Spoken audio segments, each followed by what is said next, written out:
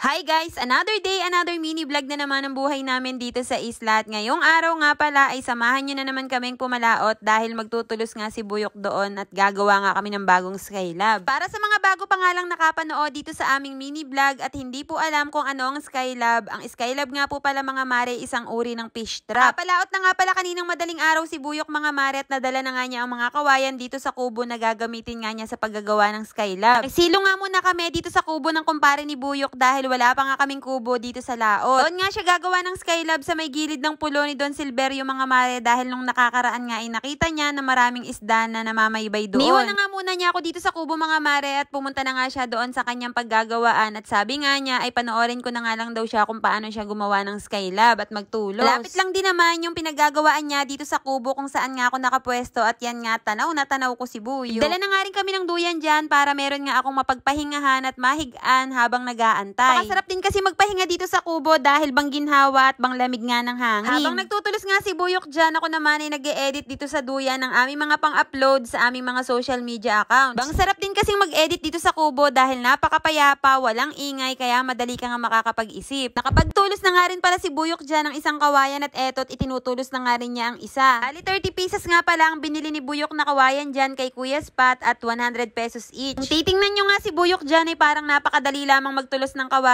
pero sobrang hirap nga niyan dahil naninimbang pa nga siya sa bangka. Mabuti na lang nga at kalmang-kalma nga ang lawa ngayon kaya hindi nga siya masyadong nahihirapan. At dahil hindi pa nga ako nag-uumagahan dyan at medyo nagutom nga ako sa pag-i-edit mga mari, eto't kakainin ko na nga ang aking daladalang almusal. Si Buyok naman ay kumain kaninang umaga pagkagising nga niya at hindi nga siya pwedeng hindi kakain dahil bambigat nga ng kanyang gagawing trabaho. Bali pangalawang Skylab na nga pala namin ito mga mari at yung isa nga ay nandun sa malapit sa aming nayon, yung palagi naming inaangat. Dito kasi maraming nahuhuling malalaking isda mga mare kaya naman nagpursige na nga itong si Buyok na makapaggawa ng Skylab dito. Habang nakaupo nga ako dito sa kubo mga mare, marami nga akong isdang nakikita kaya eto hahagisan ko na nga sila ng pagkain. Habang tumatagal nga ang trabaho ni Buyok ay mas tumitindi pa nga ang sikat ng araw kaya naman medyo naaawa na nga ako sa kanya at sabi ko nga magpahinga muna dito sa kubo. Ano ba naman mga mare, sinabihan ko nga siya na magsama ng makakatulong ay sabi nga niya sa akin kayang-kaya na nga daw niya iyon. Nakabili nga rin pala ako ng lansones at ng saging sa naglalako dito sa aming nayon kaninang umaga. Isa rin kasi ang lansones sa mga paborito kong prutas, lalo na nga at bang tamisan. Alam nyo ba mga mare na isa sa mga simpleng pangarap ko ang makapunta sa taniman ng mga lansones at mag-harvest. Wala kasing puno ng lansones dito sa amin kaya naman iniisip ko nga kung ano bang itsura ng puno niya. Sa sobrang paborito ko nga ang lansones mga mare, baka kayang-kaya ko nga umubos ng isang sako niyan.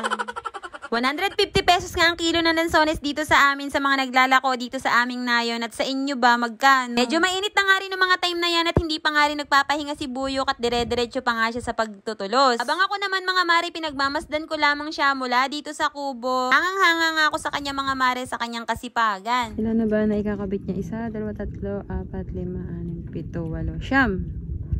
Siyam na kawayan na guys ang naitutulos ni Buyok ko. 1, 2, 3, 4, 5, 6, 7, 8, 10. 1, 2, 3, 4, 5, 6, 7, 8, 10. 11 na pala. Nakadami na.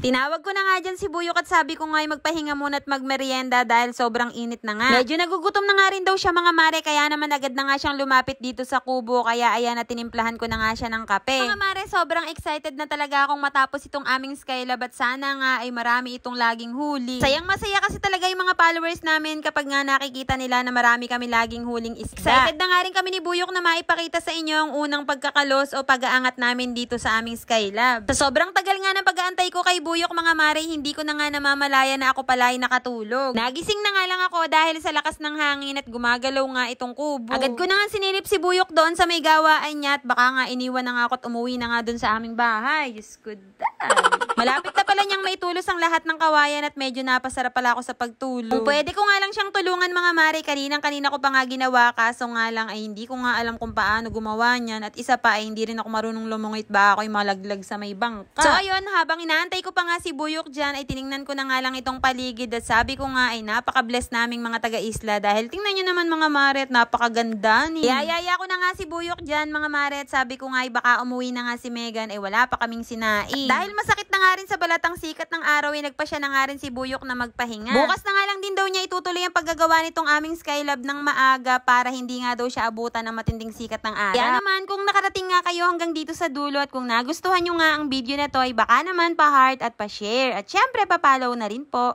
Yun lang mga mare, maraming salamat sa panonood.